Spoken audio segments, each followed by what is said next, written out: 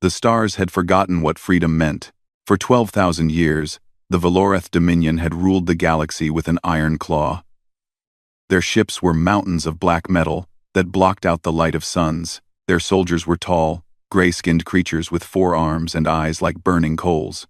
They showed no mercy. They knew no kindness. They existed only to conquer, to control, and to crush anything that dared to stand against them. Tessava remembered the day they came to her world. She was only a child then, sitting in her grandmother's garden on the planet Corveth. The Corvani people were peaceful. They had no armies, no weapons, no desire for war. They were scholars and artists. They wrote poetry about the stars and painted pictures of distant nebulas. They believed that the universe was beautiful and that all thinking beings could live together in harmony. They were wrong. The Dominion ships appeared without warning. They filled the sky like a swarm of black insects. The ground shook as they landed. Tessava's grandmother grabbed her hand and pulled her inside. But there was nowhere to hide. There was nowhere to run. The conquest took 3 days. 3 days to destroy everything the Corvani had built over 10,000 years. Their cities burned. Their libraries turned to ash. Their leaders were executed in the public squares, while the people were forced to watch. Tessava's parents died on the 2nd day. Her grandmother died on the 3rd. The survivors were loaded onto transport ships like animals. They were taken to labor camps on frozen moons and barren asteroids. They were given numbers instead of names. They were told that their old lives were over, that they belonged to the Dominion now, and that they would work until they died. Many of them did not last long. The work was hard, and the food was little. The Dominion guards beat them for small mistakes and killed them for large ones. Hope faded from their eyes like light fading from a dying star. But Tessava survived. She survived because she remembered something her grandmother had told her on that last night, before the soldiers came to take her away. There is a species, her grandmother had whispered, her voice weak but her eyes still bright. They come from a small blue world in a distant arm of the galaxy. They are not the strongest. They are not the smartest. But they have something that no other species has. They have fire in their hearts that never goes out. They call themselves humans. Tessava had asked her grandmother to tell her more, but there was no time. The soldiers broke down the door and dragged the old woman away. Tessava never saw her again. In the years that followed, Tessava searched for stories about the humans. She asked the other prisoners, the ones who had been slaves for generations, if they had heard of this species. Most of them had not, but a few of the oldest ones remembered.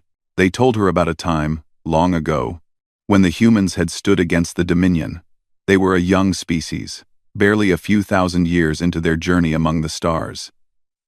They had only a handful of colonies and a small fleet of ships. The Dominion expected them to surrender like all the others, but the humans did not surrender. They fought. They fought with weapons they built in secret factories. They fought with tactics that confused and surprised the Dominion commanders. They fought with a fury that the galaxy had never seen. For 50 years, they held the line. For 50 years, they refused to kneel. But in the end, there were too many enemies and too few humans. One by one, their colonies fell. Their fleets were destroyed. Their homeworld, a planet called Earth, went silent. The last human ships scattered into the void, running for their lives, disappearing into the endless dark between the stars. That was 200 years ago. Since then, no one had seen a human. No one had heard a human voice on any communication channel. No one had found a human ship or a human colony. The Dominion declared the species extinct. They removed humans from the official records. They burned any books or files that mentioned them. It was as if they had never existed at all. Tessava grew older. The years in the labor camps turned her from a child into a woman, and from a woman into something harder, something colder. She learned to keep her head down and her mouth shut. She learned to work without complaint and to sleep without dreams. She learned to survive, even when surviving seemed pointless. But she never forgot her grandmother's words. She never forgot the stories about the humans. Sometimes, late at night, when the guards were not watching, she would look up at the stars and wonder, were any of them still out there? Were any of them still alive, hiding in some forgotten corner of the galaxy, or were they truly gone? Just another species erased by the Dominion's endless hunger. The other prisoners told her to stop hoping.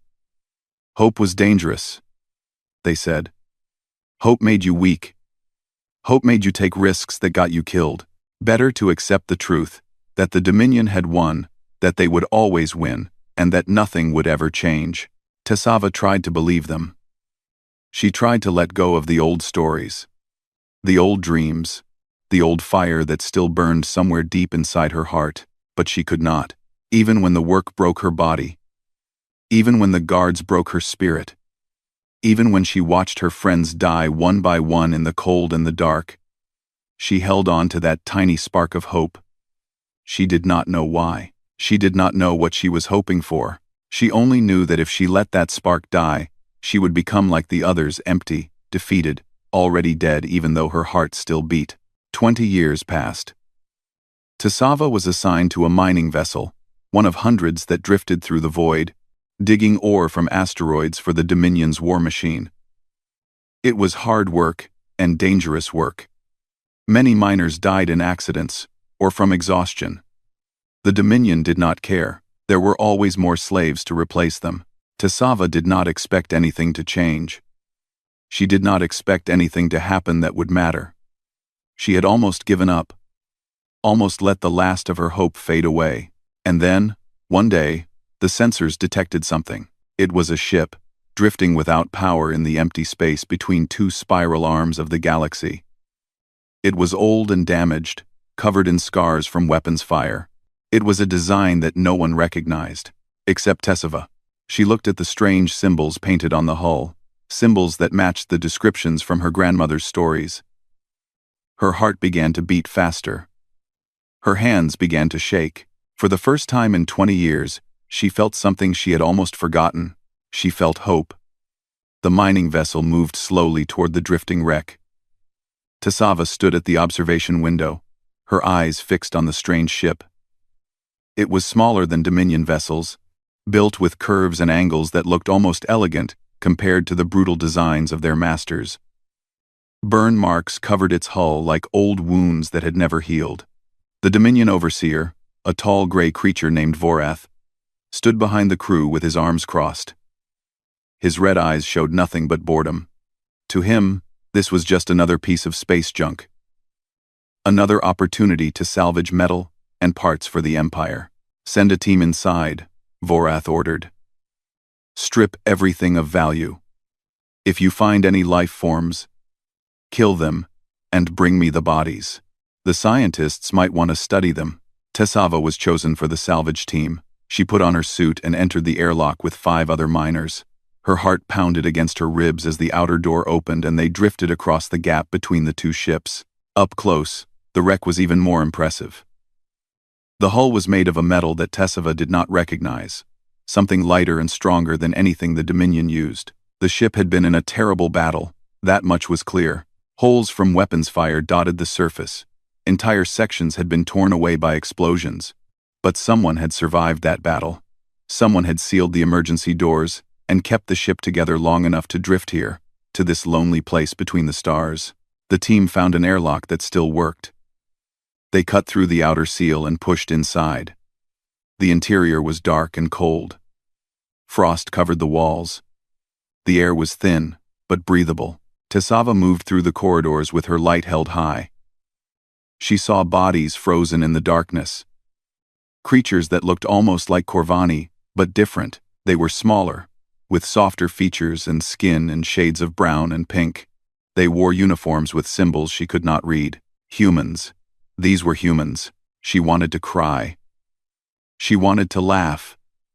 She wanted to fall to her knees and thank whatever gods might be listening. The stories were true. The humans were real, but they were dead. All of them were dead. The team moved deeper into the ship, cataloging everything they found. Weapons, tools, medical supplies, personal items that meant nothing to the Dominion but had meant everything to the people who owned them. Pictures of families, letters never sent, small toys that children might have played with. Tessava picked up one of the pictures. It showed a group of humans standing in front of a blue ocean under a yellow sun.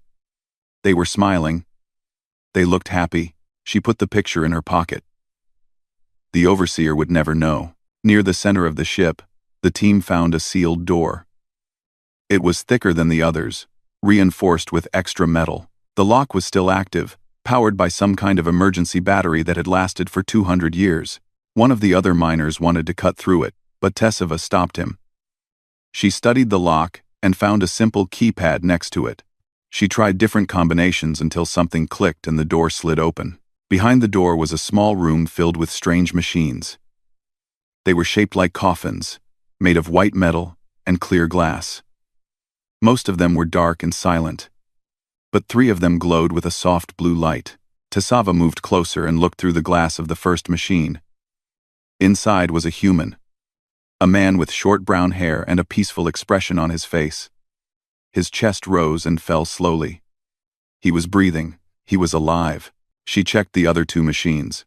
A woman with red hair and freckles on her skin. A man with dark skin and a scar on his cheek. Both of them were breathing. Both of them were alive. 3 humans, sleeping in the dark for 200 years, waiting for someone to find them. Tessava heard footsteps behind her. The other miners had followed her into the room.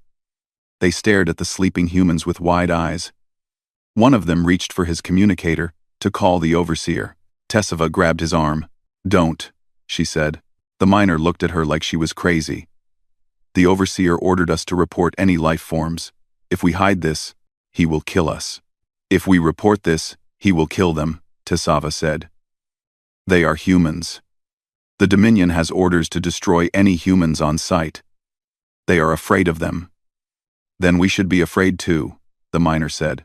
But another miner, an old man named Gorath who had been a slave for 60 years, stepped forward. He looked at the sleeping humans with something strange in his eyes.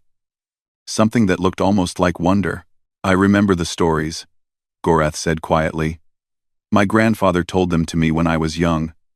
The humans were the only species that ever made the Dominion afraid. They fought back when no one else would. They showed us that resistance was possible, and they lost," the first miner said. "They are extinct. What good did their resistance do?" "They are not extinct," Tessava said, pointing at the 3 glowing machines. "They are right here. And if we save them, maybe they can help us. Maybe they can teach us how to fight." The miners looked at each other. They were scared. They had every reason to be scared. The Dominion punished disobedience with death. And not a quick death. They would be tortured for days before they were allowed to die. But something was changing in their eyes. Something was waking up inside them.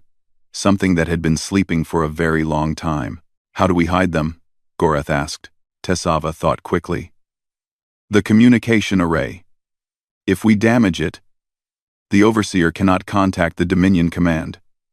We tell him that the array was broken in an accident. We bring the pods back to the ship and hide them in the cargo hold. We say we found nothing but scrap metal and dead bodies. That will not work forever," the first miner said. "It does not need to work forever," Tessava said. "It only needs to work long enough for us to wake them up and figure out what to do next." The miners were silent. They looked at the sleeping humans, at each other, at Tessava. Finally, Gorath nodded. "I have been a slave my whole life," he said. "I have watched my friends die. I have watched my family die. I have done everything the Dominion told me to do. And it has given me nothing but pain.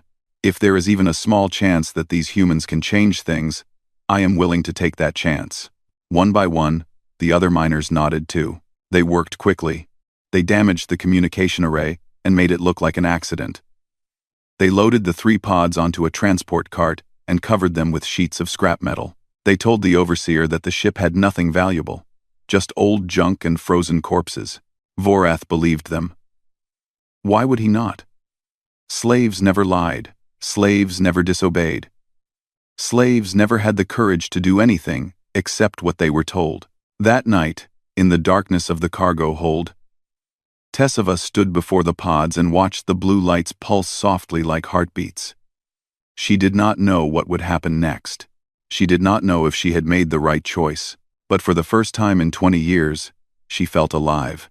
She reached out and touched the glass of the first pod, where the man with brown hair slept peacefully. "Wake up," she whispered. "Please, wake up. We need you." The machine beeped once. Then twice. Then, the blue light turned green. The glass slid open, and the man named Sam opened his eyes. Sam did not know where he was. He did not know how long he had been sleeping. He only knew that his body hurt. His mind was foggy, and strange faces were looking down at him with expressions he could not read. He tried to speak, but his throat was too dry. One of the strangers, a female with pale blue skin and large dark eyes, held a cup of water to his lips. He drank slowly, feeling the cold liquid bring life back to his body. "Where am I?" he finally managed to say. The blue-skinned female looked at him with something like wonder. "You are on a Dominion mining vessel. We found your ship drifting in the void. You have been asleep for a very long time." "How long?" The female hesitated. 200 years. Sam felt the words hit him like a punch to the chest. 200 years. He remembered the battle, the fire, the screaming, the order to evacuate the civilians into the emergency pods. He remembered setting the cryogenic timer and hoping that someone would find them before it was too late. 200 years. "My crew," he said. "My family, my world." The female shook her head slowly. Her eyes were full of sadness. "I am sorry. The Dominion won the war. Your species was scattered. Your homeworld went silent. Most believe that humans are extinct." Sam closed his eyes. He wanted to scream. He wanted to cry. Everything he had fought for, everyone he had loved, all of it was gone. 200 years of silence. 200 years of darkness. He thought about giving up. He thought about asking the strangers to put him back to sleep and never wake him again. What was the point of living in a universe where everything he cared about had been destroyed? But then he opened his eyes and looked at the faces around him. These strangers had risked their lives to save him. They had hidden him from their masters. They had brought him back from the dead. "Why? Why did you save me?" he asked. The blue-skinned female, the one called Tessava, looked at him with eyes that burned with a fire he recognized. It was the same fire he had seen in the eyes of his comrades during the war. The same fire that kept humans fighting even when victory was impossible. "Because we need you," she said. "Because we have been slaves for generations and we have forgotten how to be free. Because my grandmother told me stories about your people, about how you refused to surrender even when the whole galaxy was against you. We need to learn how to do that. We need to learn how to fight." Sam looked at the others in the room. They were thin and tired, their bodies worn down by years of hard labor. They were afraid. He could see that clearly, but underneath the fear, there was something else. A small spark of hope, fragile and new, burning in their hearts. He had seen that spark before, in the eyes of refugees and survivors during the war. He had seen what happened when that spark was given fuel. It could grow into a fire that even the Dominion could not put out. The other two pods were opened. Kate woke up first, coughing and confused but alert.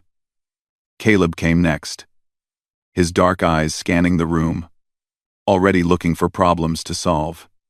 They listened as Tessava explained what had happened. They felt the same grief, the same shock, the same terrible weight of 200 lost years. But they did not break. "So we're it," Kate said finally, her voice flat but steady. "The last 3 humans in the galaxy."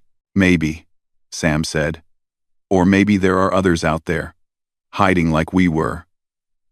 The Dominion thought they killed us all, but they were wrong about us. They've always been wrong about us." "What do we do now?" Caleb asked. Sam looked at Tessava and the other miners. "We do what humans have always done. We survive. We adapt. We fight." The days that followed were difficult. Sam, Kate, and Caleb were weak from their long sleep. Their muscles had wasted away. Their minds were slow. But they pushed themselves to recover, exercising in secret, eating as much as the miners could spare, forcing their bodies to remember what it meant to be strong. At the same time, they began to teach. Sam had been a combat medic during the war. He showed the miners how to treat wounds, how to set broken bones, how to save lives when there were no doctors and no medicine. He taught them that knowledge was a weapon, one that the Dominion could not take away. Kate had been a pilot and a tactician. She studied the Dominion patrol routes, memorizing the schedules, finding the gaps and weaknesses in their security. She taught the miners how to think like soldiers, how to plan, how to see opportunities where others saw only danger. Caleb had been an engineer. He could build anything from nothing. He took the broken tools and discarded scraps on the mining ship and turned them into useful equipment. Radios for secret communication. Simple weapons that could be hidden from the guards. Devices that could disrupt Dominion technology. Word spread quietly through the ship. The miners whispered to each other about the strange beings in the cargo hold. The humans who had come back from the dead. Some were afraid. They had lived under the Dominion for so long that they could not imagine any other way. They begged the others to turn the humans in, to go back to the way things were, but most of them felt something different. They felt the spark that Tessiva had felt when she first saw the drifting wreck. They felt hope returning to their hearts, like blood returning to a frozen limb. The Dominion overseer, Vorath, noticed the change. The slaves were different now. They stood a little straighter. They worked a little faster. They looked at him with something in their eyes that he did not recognize. He did not like it. He began to watch more closely. He questioned the miners, trying to find out what was happening. He searched the ship, looking for anything out of place. But the miners were careful. They had learned from Sam how to hide, how to lie, how to show one face to their masters while keeping their true thoughts locked away inside. Vorath found nothing. Still, he was suspicious. He sent a message to Dominion Command, reporting unusual behavior among the slaves. He requested additional guards and surveillance equipment. Sam knew they were running out of time. Sooner or later, Vorath would find them. Sooner or later, the Dominion would come. "We need to move," he told the others. "We can't stay on this ship forever." "Where can we go?" Tessiva asked. "The Dominion controls everything." "There is nowhere to hide." Sam smiled. It was a tired smile, but there was steel underneath it. "The Dominion controls the places they know about. But space is big, and they can't watch all of it. There are labor camps on distant moons, supply routes that are barely guarded, stations that have been forgotten. We find one of those places. We build a base. We gather more people. And then we start hurting them. Just 3 humans and a handful of miners against the entire Dominion?" Kate said. "Those are bad odds." "We've faced worse," Sam said. "And we're not going to stay small. Every slave we free becomes a soldier. Every weapon we capture becomes ours. Every victory, no matter how small, shows the galaxy that the Dominion can be beaten." He looked at the faces around him, human and alien alike. They were afraid. They had every right to be afraid. But they were also ready. "The Dominion thinks they won," Sam said. "They think they killed hope. But hope doesn't die that easy. It just waits. It waits in the dark until someone comes along to wake it up." He put his hand on Tessiva's shoulder. "You woke us up," he said. "Now let's wake up the rest of the galaxy." That night, they began to plan. The frozen moon called Therac 7 was one of the worst places in the Dominion's empire. The air was so cold that unprotected skin would freeze in minutes. The mines ran deep into the ground, where prisoners dug for rare metals in tunnels that often collapsed without warning. The guards were cruel even by Dominion standards, and the death rate was so high that new prisoners arrived every week to replace the ones who had died. It was the last place anyone would expect a rebellion to begin. That was exactly why Sam chose it. The mining vessel had been sent to Therac 7 to deliver supplies and pick up ore. Sam, Kate, Caleb, and the miners they had recruited used this as their opportunity. They hid in the supply containers, waiting in the cold and the dark for the ship to land. When the containers were opened, they moved quickly. Kate had memorized the guard schedules. Caleb had built devices that could disable the Dominion's communication equipment. Sam had trained the miners to fight with simple weapons and their bare hands. The garrison on Therax 7 had 50 guards. The rebels had 30 people, most of whom had never held a weapon before. But they had surprise, they had planning, and they had something the Dominion had never faced before: humans leading them. The attack began at midnight. Caleb triggered his devices, and every communication system on the moon went dead.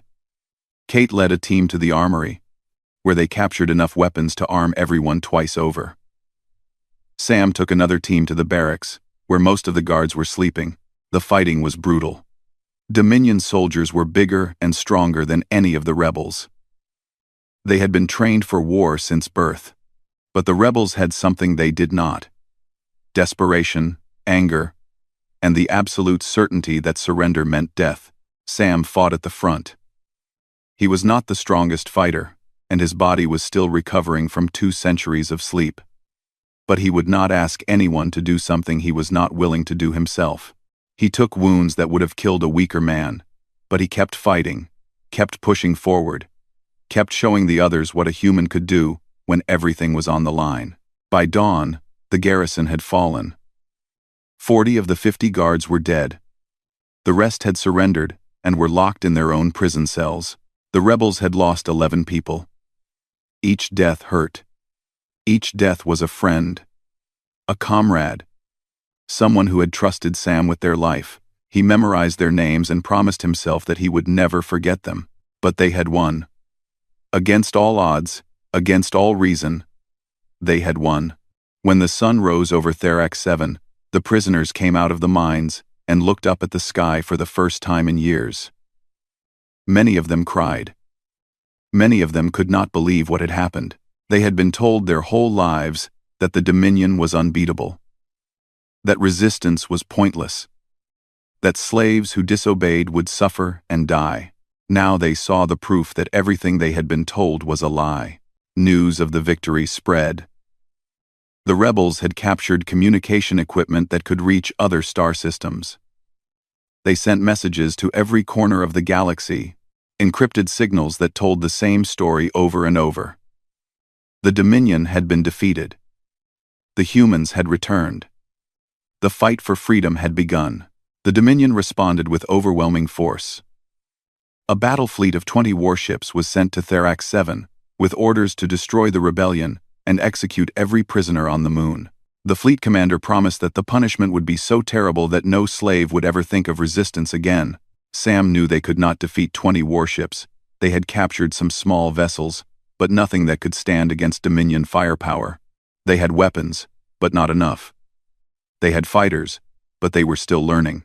They prepared to die. They made peace with each other, and with whatever gods they believed in. They decided that they would fight to the last breath, and make the Dominion pay for every inch of ground. But the fleet never reached Therax 7. On the 3rd day, as the Dominion ships entered the outer reaches of the system, something impossible happened. New signals appeared on the sensors. New ships dropped out of faster-than-light travel in positions that surrounded the Dominion fleet. They were human ships. Sam stood at the communication console and listened in disbelief as voices crackled through the speakers. Human voices, speaking English, calling out to each other in the old military codes that he had learned 200 years ago. "This is Captain Daniel Hayes of the free ship Endurance. We heard your signal. We've been waiting a long time for this moment. This is Commander Laura Webb of the Defiance. We're not alone out here. Brothers and sisters. We never were. This is Chief Engineer Marcus Cole of the Last Light. The Dominion thought they killed us all. Let's show them how wrong they were." 12 human ships, small, old, held together with patches and prayers. Each one carried survivors, refugees, the children and grandchildren of those who had fled the war 2 centuries ago. They had hidden in asteroid belts and abandoned stations, in places so remote that even the Dominion had forgotten about them. They had kept their ships running, kept their weapons ready, kept their hope alive for the day when they would get a chance to strike back. That day had finally come. The battle was not easy. The Dominion ships were bigger and better armed. They had shields and weapons that the human ships could barely scratch. But the humans had spent 200 years studying Dominion technology, finding its weaknesses, developing countermeasures. Kate coordinated the attack from the surface, using the communication equipment to relay orders and information. Caleb fed her data from captured Dominion files, showing her exactly where the enemy ships were vulnerable. Sam rallied the ground forces, preparing them to defend against landing parties if any Dominion troops made it through. The human ships hit the Dominion fleet from every direction. They used tactics that the enemy had never seen, attacking and retreating, drawing the warships into traps, targeting their engines and weapons systems with surgical precision. One by one, the Dominion ships began to fall. By the end of the day, the battle was over. 15 Dominion warships had been destroyed. 3 had been captured. 2 had fled into the void, their crews terrified by what they had witnessed. The humans had lost 4 ships and almost 200 people. It was a terrible price, but they had won. When the last Dominion ship disappeared from the sensors, a silence fell over Therac 7. The rebels and the human survivors looked at each other, struggling to process what had just happened. Then someone started cheering. The sound spread like wildfire, growing louder and louder until it seemed to shake the frozen ground. Humans and aliens embraced each other, crying and laughing at the same time. Sam found Tasava in the crowd. She was covered in dirt and blood, her hands still holding the weapon she had used to defend the communication station during the battle, but she was smiling, and her eyes were bright with tears. "You did it," she said. "You actually did it." Sam shook his head. "We did it. All of us together." He looked up at the sky, where the wreckage of Dominion ships was still burning like new stars. "This is just the beginning," he said. "The Dominion will send more ships. They'll send armies. They'll try to crush us with everything they have." "Can we beat them?" Tasava asked. Sam thought about the question. He thought about the 12 ships that had come out of nowhere, the hundreds of humans who had survived in the darkness for 2 centuries, the thousands of slaves who were now learning that freedom was possible. "I don't know," he said honestly. "But I know one thing. They've never faced anything like us. And now, neither have they faced anything like you." He put his hand on her shoulder. "The galaxy is about to change. And this time, we're not going to lose." The news spread across the galaxy like fire in dry grass. On 1,000 worlds, slaves heard the whispers. The Dominion fleet had been destroyed. A frozen moon had been liberated. The humans had returned. At first, many did not believe it. They had been told for generations that the humans were extinct, that resistance was futile, that the Dominion would rule forever. They had learned to accept their chains because accepting was easier than hoping. But then the evidence arrived. Video recordings of the battle, showing human ships tearing through Dominion warships. Audio messages from Sam and the other leaders, calling on all enslaved peoples to rise up. Images of former prisoners standing free under alien skies, their faces showing something that had been forbidden for too long: joy. The Dominion tried to suppress the information. They blocked communication channels, arrested anyone who spoke of the rebellion, executed entire populations as examples, but they could not stop the truth. It moved through secret networks and coded messages, passed from one slave to another in moments when the guards were not watching. The spark had become a flame, and the flame was spreading. In the great throne room of the Dominion homeworld, the High Council gathered to address the crisis. 12 lords sat around a curved table of black stone, their gray faces twisted with anger and confusion. They had ruled the galaxy for 12,000 years. They had destroyed empires and erased species from existence. They had never faced a threat they could not crush. Until now, the council demanded reports. How had the humans survived? How had they hidden for 2 centuries? How had they defeated a battle fleet with ships that should have fallen apart in the void? The analysts and strategists tried to explain. They showed charts and statistics. They pointed to the human ships and weapons, which were inferior to Dominion technology in every measurable way. By all logic, the humans should have lost. By all reason, they should have been destroyed, but they had not been destroyed, and the council could not understand why. They are nothing special, one of the lords said. They are small and weak. They live short lives. They have no natural weapons, no armored skin, no enhanced senses. How can they possibly be a threat to us? The chief analyst hesitated. He was old for his kind, and he had spent his life studying the species the Dominion had conquered. He knew things that the lords did not want to hear. The humans are different, he said finally. Not in their bodies or their technology. In their minds. They have a quality that we have never seen in any other species. When they are defeated, they do not surrender. When they are broken, they rebuild. When they have no hope, they create hope from nothing. That is foolishness, another lord said. Hope does not win wars. Ships and soldiers win wars. That is what we believed, the analyst said. And yet they survived when they should have died. They grew stronger when they should have grown weaker. They turned our slaves into fighters with nothing but words and examples. We can destroy their ships, but we cannot destroy the idea they represent. And as long as that idea exists, they will keep fighting. The council dismissed his warnings. They ordered the construction of a new fleet, larger than any that had come before. They commanded their generals to hunt down every human settlement, every rebel base, every whisper of resistance. They would end this rebellion the same way they had ended all the others, with overwhelming force and absolute cruelty. But somewhere deep in their hearts, the lords felt something they had not felt in 12,000 years. They felt afraid. On the liberated moon of Therax 7, Sam stood before a gathering of thousands. Humans and aliens stood together, united by their shared struggle. Ships from a dozen species orbited overhead, their crews ready to fight and die for the cause. Sam had not asked for this. He had been a medic, not a general. He had joined the military to save lives, not to lead armies. But fate had chosen him, and he would not turn away from what needed to be done. The Dominion is coming, he said, his voice carried by speakers to every corner of the moon. They are building a fleet to destroy us. They want to crush this rebellion before it can grow. They want to prove that they are still the masters of the galaxy. The crowd was silent, listening. They will fail. Sam's voice grew stronger.